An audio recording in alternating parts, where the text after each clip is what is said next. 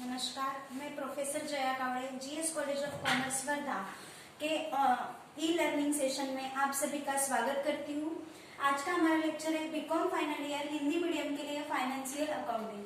तो स्टूडेंट्स, हमने BCom final year के हमारे फाइनेंशियल अकाउंटिंग में फर्स्ट यूनिट चल रहा था हमारा अमल कमीशन, जिसके हमारे 5 प्रॉब्लम्स हो चुके थे। आज हम देखेंगे 6वां प्रॉब्लम। तो जैसे कि हमने देखा है कि जो 5 प्रॉब्लम्स हमारे हुए हैं, हर एक प्रॉब्लम में एक नया टर्म आया है, क्योंकि अमल कमीशन का प्रॉब्लम है तो उसमें जो मोड ऑफ पेमेंट है या फिर परचेज कंसिडरेशन का कैलकुलेशन है वो हर एक प्रॉब्लम में अलग अलग दिया हुआ है। तो इस प्रॉब्लम में भी हमें परचेज कंसिडरेशन का जो मोड ऑफ पेमेंट है वो मोड ऑफ पेमेंट के बारे में बताया गया है, और जो परचेज कंसिडरेशन है वो हमें नेट असेट्स के थ्रू कैलकुलेट करना है। तो चलिए देखते हैं आज का प्रॉब्लम। तो प्रॉब्लम आपको डिस्क्रिप्शन बॉक्स में प्रॉब्लम की लिंक दी रहेगी, वो लिंक ओपन करके आपको प्रॉब्लम अपनी कॉपी में लिखना है और उसके बाद सॉल्यूशन देखना है।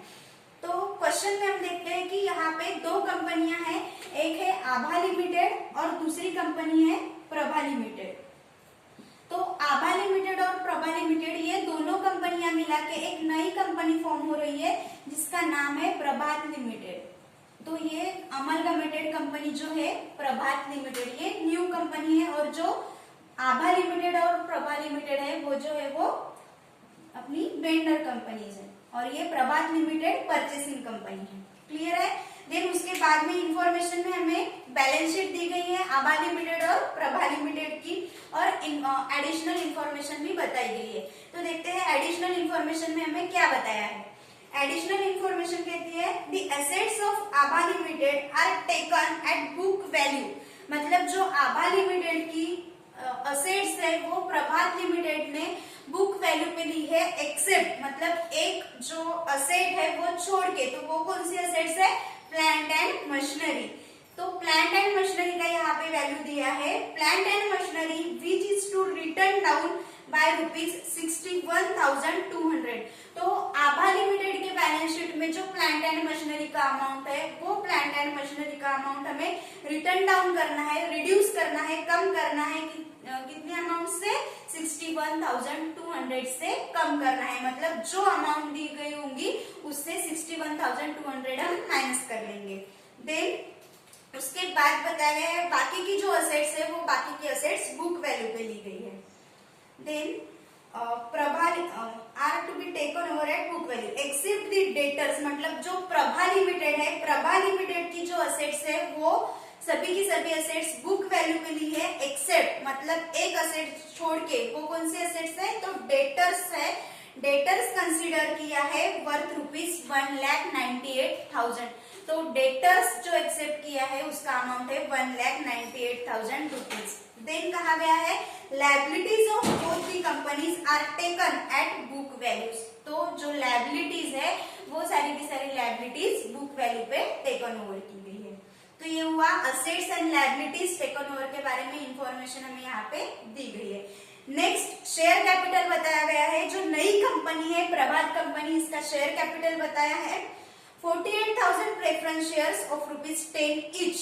तो प्रेफरेंस शेयर्स है 48,000 ऑफ ₹10 ईच। तो प्रेफरेंस शेयर कैपिटल रहेगा 4,80,000। Then 91,200 equity shares of ₹5 each fully paid. तो इक्विटी शेयर कैपिटल रहेगा 91,200 मल्टीप्लाई बाय 5, तो उसका इक्विटी शेयर कैपिटल रहेगा 4,56,000। तो इस तरह से प्रेफरेंस शेयर कैपिटल और इक्विटी शेयर कैपिटल की इंफॉर्मेशन हमें दी गई है। इसका यूज हम लायबिलिटीज में जब शेयर कैपिटल लिखेंगे तो शेयर कैपिटल में हमें इसका यूज करना है। देन जो परचेज कंसिडरेशन है वो परचेज कंसिडरेशन का अलोकेशन कैसे होगा ये हमें नेक्स्ट पैराग्राफ में बताया गया है। तो the allocation of the shares is equal. तो जो शेयर कैपिटल दिया गया है प्रेफरेंस शेयर कैपिटल और इक्विटी शेयर कैपिटल, उसका जो अलोकेशन है वो जो 2 कंपनियां हैं आभा लिमिटेड और प्रभा लिमिटेड, इन दोनों में इक्वल रहेगा, एक्सेप्ट इसके आगे भी हमें दिया है कि जो सरप्लस है मतलब नेट असेट्स निकालने के बाद परचेस कंसिडरेशन में जो उसका कंपेयर करने के बाद जो सरप्लस आएगा बाद वो सरप्लस की जो अमाउंट रहेगी उसके प्रेफरेंस शेयर्स आभा लिमिटेड को देने हैं और जो बचे हुए शेयर्स है वो दोनों इक्वल दोनों को बांट देना है। इस तरह से हमें परचेज कंसिडरेशन का मोड ऑफ पेमेंट बताया गया है। देन क्या पूछा गया है, तो calculate the purchase consideration of both the companies with details of the exchange of shares. तो परचेज कंसिडरेशन कैलकुलेट करना है, then mode of payment details है यहाँ पे हमें देना है और देन नेक्स्ट है give the opening balance sheet in the books of Prabhat company limited. जो नई कंपनी है उसकी बुक्स में हमें ओपनिंग बैलेंस शीट बनानी है। तो क्वेश्चन आपके समझ में आ गया होगा। आंसर को हम शुरुआत करेंगे। तो सबसे पहले हमें यहाँ पे कैलकुलेट करना है परचेज कंसिडरेशन। परचेज कंसिडरेशन का मोड ऑफ पेमेंट सेपरेटली दिया हुआ है, फिर भी हमें उसके लिए नेट असेट्स के थ्रू परचेज कंसिडरेशन कैलकुलेट करना है। तो देखते हैं कैलकुलेशन ऑफ नेट असेट्स या calculation of purchase consideration PC. तो परचेज कंसिडरेशन कैलकुलेट करते वक्त हम सबसे पहले यहाँ पे लेते हैं असेट्स टेकन ओवर। जो नई कंपनी है, नई कंपनी ने पुरानी कंपनी की जो असेट्स टेकन ओवर की होंगी वो असेट्स टेकन ओवर हम यहाँ पे लेंगे। तो सबसे पहले असेट्स में है plant and machinery. Plant and machinery जो रिवाइज्ड वैल्यू यहाँ पे हमें दिया है वो रिवाइज्ड वैल्यू हमें यहाँ पे लेना है। जिसका रिवाइज्ड वैल्यू नहीं दिया हुआ है तो वो हम बुक वैल्यू पे लेंगे। तो यहाँ पे प्लांट एंड मशीनरी का बुक वैल्यू दिया था, क्या दिया था, बुक वैल्यू था 1,80,000 और हमें रिवाइज्ड वैल्यू बताया गया था। रिवाइज्ड वैल्यू के लिए हमें क्या करना है, जो बुक वैल्यू है बुक वैल्यू में से हमें 61,200 माइनस करना है। रिटर्न डाउन वैल्यू है उसका, रिटर्न डाउन वैल्यू मतलब रिटर्न डाउन करना है 61,200। तो यहाँ का जो एक्चुअल वैल्यू आएगा प्लांट एंड मशीनरी का वो रहेगा 1,18,800। 1,18,800।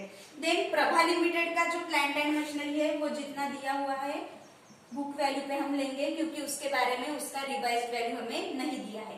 Plant and machinery Abha limited का समझ में आया कैसे लिया। रिटर्न डाउन वैल्यू दिया था, उसका रिटर्न डाउन करना है 61,200 से। वहां पे उन्होंने बताया है बाय 61,200, मतलब जितना बुक वैल्यू होगा उसमें से 61,200 माइनस करके जो वैल्यू आएगा वो रिवाइज्ड वैल्यू उसका रहेगा। तो उसका बुक वैल्यू था 1,80,000, उसमें से हमने माइनस किया 61,200।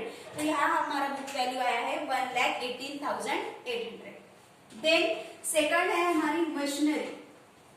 तो मशीनरी का रिवाइज्ड वैल्यू हमें यहाँ पे बताया नहीं है, तो जो बुक वैल्यू है वो बुक वैल्यू पे हम मशीनरीज लेंगे। मशीनरीज की अमाउंट है यहाँ पे, मशीनरीज की अमाउंट है 2,88,000। सॉरी, प्लांट एंड मशीनरी वो एक ही था। Next debtors. डेटर्स के बारे में आभा लिमिटेड में कुछ भी नहीं बताया है, तो आभा लिमिटेड के जितने डेटर्स रहेंगे 2,88,000 वो सभी के सभी डेटर्स हम यहाँ पे लेंगे। And then next Prabha limited के जो डेटर्स है उसके बारे में हमें इंफॉर्मेशन दी है, उसका रिवाइज्ड वैल्यू बताया गया है कि जो डेटर्स है वो कंसीडर करना है वर्थ ₹1,98,000। तो यहाँ पे जब हम रिवाइज्ड डेटर्स लेंगे तो रिवाइज्ड डेटर्स की यहाँ पे रिवाइज्ड अमाउंट यहाँ पे न लिखते हुए जो बुक वैल्यू की अमाउंट है वो बुक वैल्यू की अमाउंट यहाँ पे हमें लेनी है, और जो रिवाइज्ड वैल्यू है वो रिवाइज्ड वैल्यू के लिए हमें क्या करना है, तो जितना वैल्यू डेटर्स का कम किया गया है वो वैल्यू हमें प्रोविजन फॉर आरडीडी के नाम से लायबिलिटीज में लेना है। तो देखते हैं हम कैसे करेंगे उसका। तो डेटर्स दिया है 3,68,000, तो 3,68,000 जैसे कि वैसे हमें यहाँ पे लेना है। देन नेक्स्ट असेट्स है हमारी बैंक। बैंक का वैल्यू दिया है 3,67,200 और प्रभा लिमिटेड में दिया है 2,44,800। ठीक है। Then profit and loss account है तो वो यहाँ पे नहीं आता। असेट्स सारी की सारी हो चुकी है, टोटल कर लेंगे। टोटल असेट्स टेकन ओवर, तो टोटल असेट्स टेकन ओवर आया है हमारा आभा लिमिटेड का। टोटल असेट्स टेकन ओवर आता है 7,74,000 और प्रभा लिमिटेड का टोटल असेट्स टेकन ओवर आता है 7,30,800। 7,30,800। 800। तो ये हुआ टोटल असेट्स टेकन ओवर।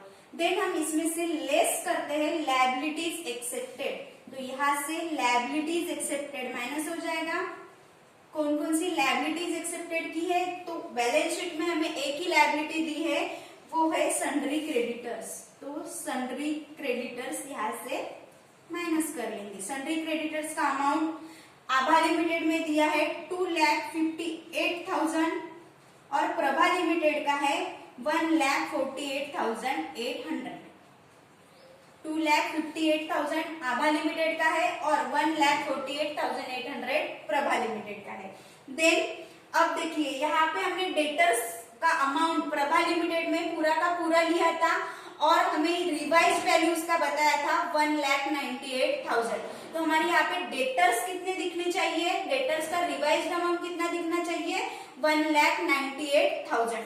तो देखते हैं कि प्रोविजन फॉर आरडीडी क्या रहेगा। 3,60,000 यहाँ पे हमारे डेटर्स था, उसमें से हमें 1,98,000 माइनस कर लेंगे। जो प्रोविजन फॉर आरडीडी रहेगा हमारा 1,62,000। तो हम यहाँ पे प्रोविजन फॉर आरडीडी की नाम से माइनस कर लेंगे 1,62,000। अब देखिए यहाँ पे हमने डेटर्स लिया है 1,60,000।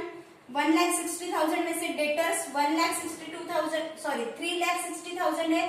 3,60,000 में से 1,62,000 हम माइनस कर लेंगे।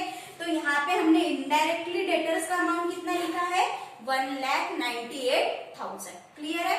हम चाहे तो यहाँ पे डायरेक्टली भी लिख सकते हैं, लेकिन डेटर्स के बारे में जो उसका रिवाइज्ड वैल्यू है, वो रिवाइज्ड वैल्यू उसका अमाउंट कम न लिखते हुए वो जो कम हुआ है अमाउंट, वो हमें प्रोविजन फॉर आरडीडी की नाम से लिखना है। क्लियर है? तो यहाँ पे हमने इनडायरेक्टली कितना अमाउंट लिखा है? 1,98,000। 3,60,000 में से माइनस हो जाएगा 1,62,000। तो इनडायरेक्टली डेटर्स आएगा हमारे यहाँ पे 1,98,000। क्लियर है? अब सब लायबिलिटीज हमारी हो गई। टोटल कर लेंगे लायबिलिटीज का। Total liabilities accepted. तो टोटल लायबिलिटीज एक्सेप्टेड हमारा हो जाएगा, आभा लिमिटेड का टोटल लायबिलिटीज एक्सेप्टेड है 2,58,000 और प्रभा लिमिटेड का लायबिलिटीज एक्सेप्टेड है 3,10,800। 3,10,800। ठीक है? अब नेट असेट्स निकालेंगे। जो टोटल असेट्स टेकन ओवर था, टोटल असेट्स टेकन ओवर में से टोटल लायबिलिटीज एक्सेप्टेड माइनस कर देंगे, ए माइनस बी कर देंगे। तो यहाँ पे हमारा नेट असेट्स निकल के आएगा। आभा लिमिटेड का नेट असेट्स आएगा 5,16,000 और प्रभा लिमिटेड का नेट असेट्स आता है हमारा 4,20,000। तो जो नेट असेट्स आया है वही है हमारा परचेज कंसिडरेशन। नेट असेट्स ही है हमारा परचेज कंसिडरेशन। तो परचेज कंसिडरेशन, आभा लिमिटेड का परचेज कंसिडरेशन आया है हमारा 5,16,000 और प्रभा लिमिटेड का परचेज कंसिडरेशन आया है 4,20,000। क्लियर? तो यहाँ पे जो परचेज कंसिडरेशन आया है हमारा, वो परचेज कंसिडरेशन का मोड ऑफ पेमेंट क्या रहेगा, वो मोड ऑफ पेमेंट के बारे में हमें इंफॉर्मेशन दी गई थी, वो हमने समझ ली है। तो यहाँ पे देखते हैं कि मोड ऑफ पेमेंट कैसे रहेगा आभा लिमिटेड में और प्रभा लिमिटेड में। तो सबसे पहले हमें एक इम्पोर्टेंट इंफॉर्मेशन यहाँ पे दी गई थी कि जो नेट असेट्स में या परचेज कंसिडरेशन में जो सरप्लस अमाउंट रहेगा, अब यहाँ पे देखिए जो आभा लिमिटेड है उसका परचेज कंसिडरेशन 5,16,000 है, प्रभा लिमिटेड का परचेज कंसिडरेशन 4,20,000 है। मतलब क्या है, यहाँ पे आभा लिमिटेड का जो परचेज कंसिडरेशन है वो प्रभा लिमिटेड के परचेज कंसिडरेशन से ज्यादा है। मतलब यहाँ पे आभा लिमिटेड के परचेज कंसिडरेशन क्या है? सरप्लस है, ज्यादा है। तो यहाँ पे सरप्लस कितना है, ज्यादा कितना है, वो हम निकालेंगे पहले। तो आभा लिमिटेड में हम पहले सरप्लस निकालेंगे। परचेज कंसिडरेशन का मोड ऑफ पेमेंट यहाँ पे हमें लेना है। तो यहाँ पे सबसे पहले सरप्लस निकाल लेंगे। तो सरप्लस निकालने के लिए हमें क्या करना पड़ेगा? आभा लिमिटेड का जो परचेज कंसिडरेशन आया है उसमें से प्रभा लिमिटेड का जो परचेज कंसिडरेशन है वो माइनस करना पड़ेगा। तो आभा लिमिटेड का परचेज कंसिडरेशन कितना है? 5,16,000 और प्रभा लिमिटेड का परचेज कंसिडरेशन कितना है? 4,20,000। 20,000। तो 5,16,000 में से 4,20,000 माइनस करेंगे तो यहाँ पे प्रभा लिमिटेड आभा लिमिटेड में जो सरप्लस है वो सरप्लस निकल के आएगा हमारा 96,000। कितना आएगा सरप्लस? 96,000। तो ये जो सरप्लस आया है वो सरप्लस अमाउंट के लिए हमें जो नई कंपनी है प्रभात कंपनी लिमिटेड, वो प्रभात कंपनी लिमिटेड ये सरप्लस के लिए प्रेफरेंस शेयर्स इशू करेगी और जो बची हुई अमाउंट रहेगी प्रेफरेंस शेयर्स की, वो बची हुई अमाउंट में से दोनों को इक्वल शेयर्स दिए जाएंगे। क्लियर है? तो यहाँ पे देखते हैं प्रेफरेंस शेयर कैपिटल कितना था। तो प्रेफरेंस शेयर कैपिटल था प्रभात लिमिटेड का, प्रभात लिमिटेड नई कंपनी है, प्रभात लिमिटेड का यहाँ पे प्रेफरेंस शेयर कैपिटल हम देखेंगे तो प्रेफरेंस शेयर कैपिटल था 48,000 preference shares at the rate ₹10 each. तो यहाँ पे टोटल प्रेफरेंस शेयर कैपिटल कितना हुआ इनका? 4,80,000। तो अब सबसे पहले क्या करना है कि जो प्रेफरेंस शेयर कैपिटल है उसमें से सरप्लस, जो आभा लिमिटेड का सरप्लस है वो सरप्लस माइनस कर देंगे, minus surplus of Abha limited, surplus of Abha limited. तो कितना है सरप्लस? 96,000। तो 96,000 यहाँ से माइनस होंगे और जो अमाउंट हमारा बचेगा वो अमाउंट रहेगा 3,84,000, 3,84,000। तो यहाँ पे सरप्लस के लिए सबसे पहले प्रेफरेंस शेयर्स हम देंगे आभा लिमिटेड को। प्रेफरेंस शेयर्स अमाउंट कितनी रहेगी प्रेफरेंस शेयर्स की? 96,000। शेयर्स कितने रहेंगे? एक शेयर कितना है, कितने का है हमारा? 10 रुपीज का। तो टोटल शेयर्स कितने रहेंगे? 9,600 शेयर्स ऑफ ₹10 ईच। ठीक है, या at the rate ₹10 each, 96,000। Clear है? अब जो अमाउंट बचा है शेयर कैपिटल का, कितना बचा है? 3,84,000। तो 3,84,000 ये हमें इक्वल बांटना है। तो आभा लिमिटेड को और प्रभा लिमिटेड को इक्वली देना है। तो 3,84,000 के अगर हम इक्वल करते हैं तो यहाँ पे 1,92,000 और दूसरा पार्ट आएगा 1,92,000। तो ये जो 1,92,000 है वो देंगे हम आभा लिमिटेड को और जो दूसरे 1,92,000 है वो देंगे प्रभा लिमिटेड को। तो यहाँ पे शेयर कैपिटल 1,92,000 देंगे आभा लिमिटेड को और 1,92,000 का शेयर कैपिटल जाएगा प्रभा लिमिटेड को।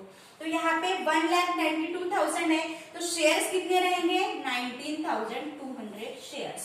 तो यहाँ पे दूसरा preference shares 19,200 shares at the rate ₹10 each. ठीक है, तो प्रेफरेंस शेयर्स कैपिटल कितना आएगा? 1,92,000, 1,92,000। सेम शेयर हम प्रभा लिमिटेड को देंगे तो प्रभा लिमिटेड में भी आएगा प्रेफरेंस शेयर कैपिटल। तो प्रेफरेंस शेयर कैपिटल या प्रेफरेंस शेयर्स कितने दिए जाएंगे?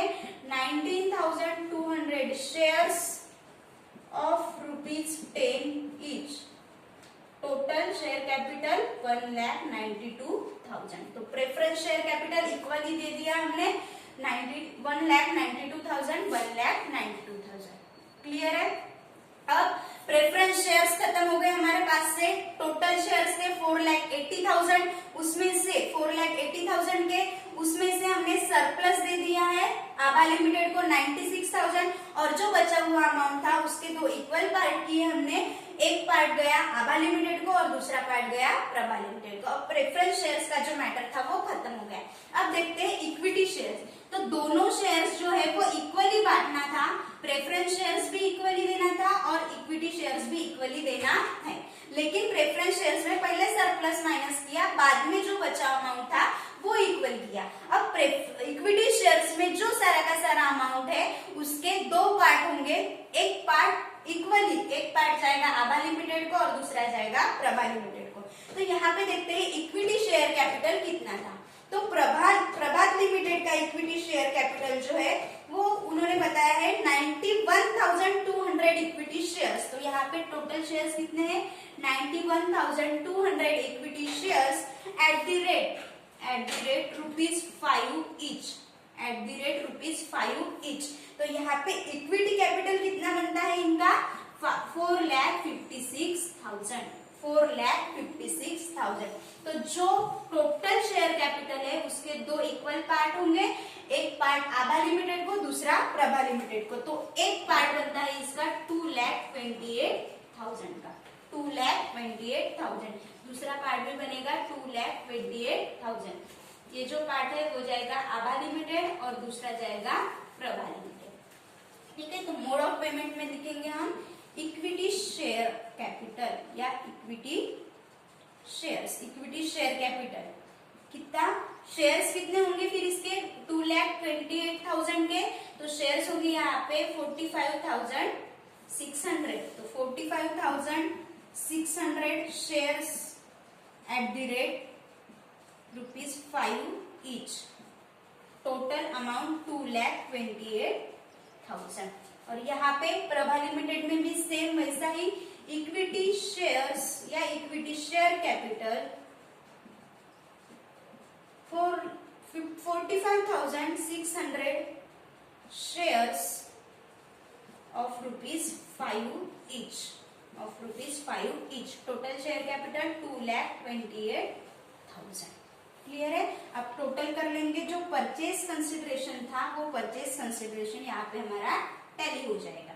तो टोटल 96,000 प्लस 1,92,000 प्लस 2,28,000। तो यहाँ पे परचेज कंसिडरेशन टैली हो जाएगा 5,16,000। और प्रभा लिमिटेड का 1,92,000 प्लस 2,28,000। तो यहाँ पे टैली हो जाएगा 4,20,000। तो इस तरह से हमें मोड ऑफ पेमेंट दिया गया है आभा लिमिटेड और प्रभा लिमिटेड का। क्लियर है। अब नेट एसेट्स के थ्रू परचेज कंसिडरेशन हमारे पास है, इक्विटी शेयर कैपिटल और प्रेफरेंस शेयर कैपिटल का अलोकेशन हमारे पास है। इसके आधार से और दी गई इंफॉर्मेशन जो है उसके आधार से हमें ओपनिंग बैलेंस शीट बनाना है। तो अब देखते हैं opening balance sheet in the books of Prabhat limited. अब बैलेंस शीट में क्या करते हैं हम, जो लायबिलिटीज है वो असेट्स और लायबिलिटी जो और असेट्स जो है वो लायबिलिटीज एंड असेट्स जो नई कंपनी ने रिवाइज्ड वैल्यू पे ली होंगी वो रिवाइज्ड वैल्यू पे लायबिलिटीज एंड असेट्स हम यहाँ पे 1 बाय 1 लेंगे। तो सबसे पहले लायबिलिटी साइड देखते हैं। लायबिलिटी साइड में सबसे पहले क्या आएगा, शेयर कैपिटल। क्या आएगा, शेयर कैपिटल। शेयर कैपिटल में सबसे पहले यहाँ पे हम क्या लेते हैं, ऑथोराइज्ड शेयर कैपिटल। तो यहाँ पे लेंगे ऑथोराइज्ड शेयर कैपिटल। तो क्वेश्चन में हमें ऑथोराइज्ड शेयर कैपिटल दिया गया है क्या, नहीं दिया गया, तो यहाँ पे डैश देंगे और ऑथोराइज्ड शेयर कैपिटल का कॉलम क्लोज कर देंगे। Then issued and paid up capital, issued and paid up capital. तो issued and paid up capital के लिए यहाँ पे हमें प्रेफरेंस शेयर कैपिटल और इक्विटी शेयर कैपिटल अलग अलग दिया है। तो सबसे पहले प्रेफरेंस शेयर कैपिटल हम यहाँ पे लेंगे और देन उसके बाद लेंगे इक्विटी शेयर कैपिटल। तो सबसे पहले preference share capital, preference share capital. तो प्रेफरेंस शेयर कैपिटल आभा लिमिटेड को कितना दिया है अलोकेशन करके यहाँ पे हम लिखेंगे और प्रभा लिमिटेड के पास प्रेफरेंस शेयर्स कितने हैं। ठीक है, तो आभा लिमिटेड को प्रेफरेंस शेयर कैपिटल कितना गया है 96,000 प्लस 1,92,000। तो यहाँ पे 8,000 प्लस 2,88,000। तो आभा लिमिटेड के पास प्रेफरेंस शेयर कैपिटल कितना है 2,88,000 और प्रभा लिमिटेड के पास कितना है 1,92,000, 1,92,000। तो कुल मिला के प्रेफरेंस शेयर कैपिटल हमारा कितना बन जाएगा, टोटल 4,80,000, 4,80,000। यहाँ पे हम अलोकेशन करके लिख सकते हैं। टोटल शेयर्स कितने बन जाएंगे यहाँ के 48,000, 48,000 shares of ₹10 each, 48,000 shares of ₹10 each. Then उसके बाद लिखेंगे equity share capital, equity share capital. तो इक्विटी शेयर कैपिटल में भी अलोकेशन रहेगा। आभा लिमिटेड को इक्विटी शेयर कैपिटल कितना गया है और प्रभा लिमिटेड को इक्विटी शेयर कैपिटल कितना इशू किया है? तो आभा लिमिटेड को इक्विटी शेयर कैपिटल कितना इशू किया गया है? 2,28,000 और प्रभा लिमिटेड में भी सेम 2,28,000। टोटल शेयर्स कितने हैं? Total shares 91,200। तो 91,200 shares of ₹5 each, ₹5 each. Total share capital कितना है? 4,56,000, 4,56,000। क्लियर है? तो यहाँ पे शेयर्स कैपिटल हमारा लिखना हो गया। अब जो लायबिलिटीज एक्सेप्टेड की होगी वो लायबिलिटीज हम बैलेंस शीट में लेंगे। तो लायबिलिटीज में क्या एक्सेप्ट किया है? Sundry creditors. जो प्रोविजन फॉर आरडीडी है वो डेटर्स में से माइनस करेंगे और जो सन्ड्री क्रेडिटर्स है वो सन्ड्री क्रेडिटर्स हम लायबिलिटी साइड में लेंगे। तो लायबिलिटी में सन्ड्री क्रेडिटर्स, सन्ड्री क्रेडिटर्स में आभा लिमिटेड के सन्ड्री क्रेडिटर्स कितने हैं और प्रभा लिमिटेड के सन्ड्री क्रेडिटर्स कितने हैं? आभा लिमिटेड का सन्ड्री क्रेडिटर्स कितना है? 2,58,000 और प्रभा लिमिटेड का सन्ड्री क्रेडिटर्स कितना आया है? 1,48,800, 1,48,800। ठीक है, कुल मिला के यहाँ पे टोटल सन्ड्री क्रेडिटर्स हो जाएगा 800 then 6,1,0,3,4 4,06,800, 4,06,800। क्लियर है? अब लायबिलिटी साइड खत्म हो गई। अब देखेंगे असेट्स साइड। तो असेट्स में क्या दिया गया है? तो जो असेट्स प्रभात लिमिटेड ने एक्सेप्ट की है और जिस वैल्यू पे एक्सेप्ट की है वो वैल्यू पे हम असेट्स में लेंगे। तो सबसे पहले है plant and machinery. Plant and machinery, plant and machinery में आभा लिमिटेड से कितना प्लांट एंड मशीनरी मिला है और प्रभा लिमिटेड से कितना प्लांट एंड मशीनरी आया है? तो आभा लिमिटेड से प्लांट एंड मशीनरी कितना है? 1,18,800, 1,18,800 और प्रभा लिमिटेड से है 1,26,000, 1,26,000। कुल मिला के यहाँ पे प्लांट एंड मशीनरी का अमाउंट बनेगा 800 प्लस 4,234, 2,44,800, 2,44,800। देन नेक्स्ट असेट्स है डेटर्स। तो डेटर्स में आभा लिमिटेड का डेटर्स और प्रभा लिमिटेड का डेटर्स। तो आभा लिमिटेड के जो डेटर्स है वो हम डायरेक्टली बाहर लिख देंगे 2,88,000। कितना है आभा लिमिटेड का? 2,88,000। और जो प्रभा लिमिटेड के डेटर्स है उसका रिवाइज्ड वैल्यू हमें दिया है। तो प्रभा लिमिटेड के टोटल डेटर्स कितने हैं? 3,60,000। तो 3,60,000 उसमें से हम माइनस करेंगे provision for RDD, provision for RDD. RDD का प्रोविजन कितना था? 1,62,000। तो प्रोविजन फॉर आरडीडी यहाँ से लेस हो जाएगा 1,62,000। कुल मिला के यहाँ पे डेटर्स का अमाउंट हमारा बाहर निकलेगा 1,98,000, 1,98,000। क्योंकि डेटर्स कितना एक्सेप्ट किया था? 1,98,000। तो रिवाइज्ड वैल्यू जो है, जितनी अमाउंट में नई कंपनी ने जो वो असेट्स एक्सेप्ट की है वो रिवाइज्ड वैल्यू में हमें यहाँ पे लेना है। तो डेटर्स का रिवाइज्ड वैल्यू कितना था? 98,000। क्लियर है? और then next and last assets है बैंक। बैंक लेंगे, उसमें आभा लिमिटेड से कितना आया है और प्रभा लिमिटेड से कितना आया है? आभा लिमिटेड से बैंक का अमाउंट दिया है 3,67,200, 3,67,200 और प्रभा लिमिटेड से आया है 2,44,800, 2,44,800। टोटल हो जाएगा 0 प्लस 1